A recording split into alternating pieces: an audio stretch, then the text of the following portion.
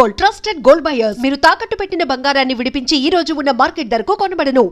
మీకు ఈ మాట ఎవరన్నా ఇదివరకు చెప్పారో లేదో నాకు తెలియదు గానీ, 'ఓసే రాములమ్మ' సినిమా మీకోసం ఎదురు చూసినట్టుంది. అంతే కదా! ఎందుకంటే చరిత్రది. ఆయన కొడుకు తప్పించి ఇంకెవరు రాయాలి దాన్ని? రాస్తే ఆయన రాయాలి. లేదా ఆయన కొడుకు రాయాలి.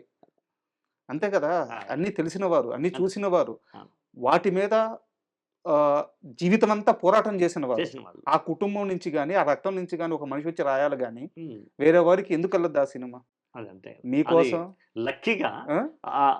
ఆ టైం కూడా చూడండి మీరు. ఆయన 10 ఏళ్ల ముందు కూడా 'ఓసే రాములమ్మ' తీయొచ్చు. ఆ. నేను వచ్చినాక 10 ఏళ్ల తర్వాత తీయొచ్చు. అప్పుడే తీసినాడంటే నేచర్ మీట్స్. సార్ నేచర్ మమ్మల్ని కలిపినట్టుగా భావిస్తాను నేను. సార్ నేను అంటే ఈ ఇంటర్వ్యూకి వచ్చే ముందే అనుకున్నాను. నేను ఈ ఇంటర్వ్యూ వ్యూస్ కోసం చేయట్లేదు. దీని మీద ఏదో పేరు తెచ్చుకోవాలని చేయట్లేదు. నేను మీతో మనస్ఫూర్తిగా మాట్లాడాలని వచ్చాను. దీంట్లో సినిమా ఉండొచ్చు.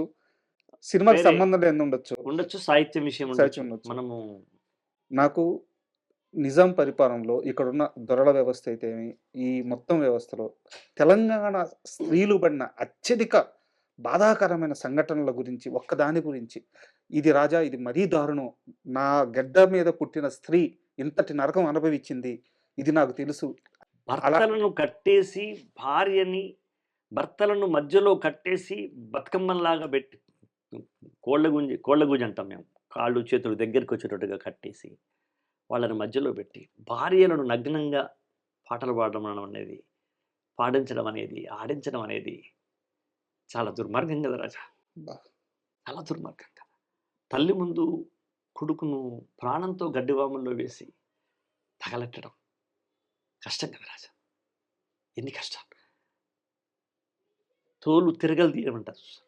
చర్మాన్ని ఒలిచేసి పుట్టల మీద, చీమల పుట్టల మీద, చెదల పుట్టల మీద పడేయడం. ఇవన్నీ వినడానికే మనకు కష్టంగా ఉంది రాజా. ఆ రోజులలో ఎంత దారుణమైన విషయం అది. నేనది రాచరిక పాలనలో జరిగినటువంటి దొరలు చేసిన జాగీర్దార్లు జమీందారులు చేసినటువంటి దోపిడీ, దౌర్జన్యం, రజాకారులు వాళ్ళకు తోడు కావడం, ఇది నాకు కళ్ళెదుట జరిగిన మా అమ్మ నాన్న చెప్పినంత అంతకన్నా సత్యమే ఉంటుంది నాకు. నాకన్నా ఇంకా తెలిసిన వాళ్ళు ఎవరు ఉంటారు? అంటే తెలిసిన వాళ్ళు ఉంటారు, చెప్తున్నా. నేను అడగడానికి ప్రధాన కారణం కూడా అదే సార్. అదే కదా. కాబట్టి మా నాన్న పాటలు రాసినాడు. బుర్రకథ రూపంలో, వగ్గు కథ రూపంలో, గొలసొద్దు రూపంలో, లత్తూరు సమావేశంలో, సాధు వేషాలలో, జానపద ప్రక్రియలన్నీ తీసుకుని ఆయన మొట్టమొదటిసారి రాజకీయ నేపథ్యాన్ని, ప్రజల పోరాటాన్ని అందులో కలిపి చేసిన వాళ్ళల్లో ఇది ఫస్ట్ పర్సన్ మా నాన్ననే ప్రయోగం చేసిండు. గద్దరు వేసుకునే గోచి, గొంగడి, గొడ్డలి అదంతా కూడా నాన్న ప్రవేశపెట్టిన క్యాస్ట్యూమ్స్ అవి. నాన్న మొదలు పెట్టినాడు. అది ఒగ్గు కథ లోపల నాన్న మొదలు పెట్టినాడు. అదే సార్ నేను వేరే సినీ రచయిత దగ్గరికి వెళ్ళి ఈ పరిస్థితుల గురించి అడగలేను. అంటే పిల్లలు వాళ్ళు తెలియజే అవకాశం లేదు. వాళ్ళ నేపథ్యం వేరు.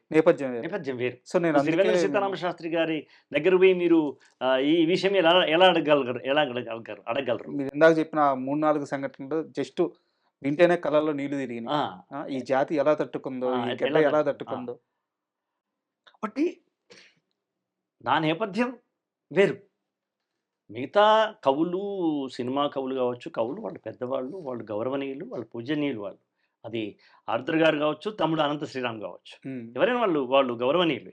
కానీ నాకున్న నేపథ్యం వేరు, వాళ్ళకున్న నేపథ్యం వేరు. నేను నా గూటి పాట పాడతాను కానీ ఇంకో గూటి పాట పెడతాను. కాకి కోకిల గూడులో కాకి గూడులో కోకిల పెరిగినా కూడా కోకిల తన పాటే పాడుతుంది, కాకి తన పాట పాడుతుంది. నేను కాకి గూడులోంచి వచ్చిన వాడిని. నాకు ఎలా వస్తాయి కోకిల స్వరాలు? నాకు ధిక్కారమే వస్తుంది. ఈ మొత్తం ప్రయాణంలో శ్రీహరి గారు ఎప్పుడు పరిచయం అయ్యారు?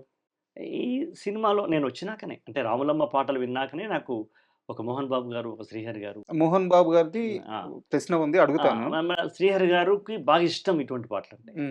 అతను కూడా ఇక్కడ హైదరాబాద్లో బాలానగర్లో పెదరికంలో పాలు బిజినెస్ చేస్తూ వచ్చిన మనిషే కదా. అవును. కాబట్టి అతనికి హృదయంలో ఇలాంటి పాటలు అంటే ఇష్టం ఆయనకు. హ్మ్. కాబట్టి నన్ను చాలా ఇష్టపడేవాడు. హ్మ్.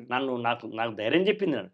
నీకు పాటలు గిట్టలు లేవని చెప్పి ఇంటికి వెళ్ళిపోయి మళ్ళీ ఉద్యోగంలో జాయిన్ కావద్దు. హ్మ్. నాకు 17 సినిమాలు వస్తున్నాయి హీరోగా. హ్మ్. ప్రతి సినిమాలో నీ పాట ఉంటుంది. అంటే ఒక 3-4 గంటల నీకు రంది లేదు. హ్మ్. నీకేమైనా డబ్బులు కావాలంటే చెప్పు. నేను నెలకు 10,000 మీ ఇంటికి పంపించమంటే నీకు నేను ఇస్తా. నువ్వు మీ ఇంటికి పంపించుకో. నీ బిడ్డలు నీ భార్య బాగుండాలి కదా. 10,000 నేను ఇస్తా. హ్మ్. అంతేగాని నువ్వు వెనక్కి నిరాశతో వెళ్ళిపోవద్దు. They will come. Hmm. They will come.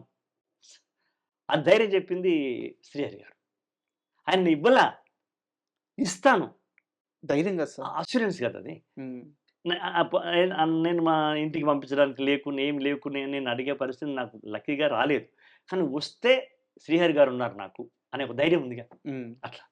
ఆ ప్రేమేనా భద్రాచలంలో? ఆ ప్రేమ చివరిదాకా కొనసాగింది రాజా నాకు. హ్మ్. I like him. భద్రాచలంలో ఆ పాట ఒకసారి పాడతారా?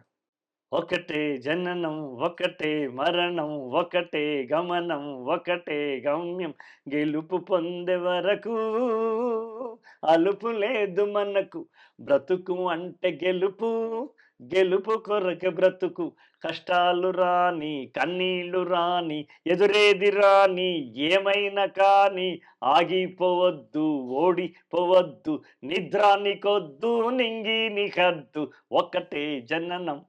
ఇది నాకు నేను రాసుకున్న పాట. లక్కీగా ఆ సిట్యుయేషన్‌కు అతికిచ్చిన. ముందే రాసుకున్నారు ఇది? ఈ పల్లవి నేను ముందు నా మనసులో ఉంది. ఎందుకంటే నేను పొందిన అవమానాలలో ఓకే. వెనక్కి వెళ్ళొద్దు అని నన్ను నేను జనరేట్ చేసుకోవడం కోసం అనుకున్న పల్లవి. హ్మ్. ఊహల పల్లకిలో అలా ఉందది. హ్మ్. ఈ సిట్యుయేషన్ చెప్పినప్పుడు అది కుదిరింది. సరే.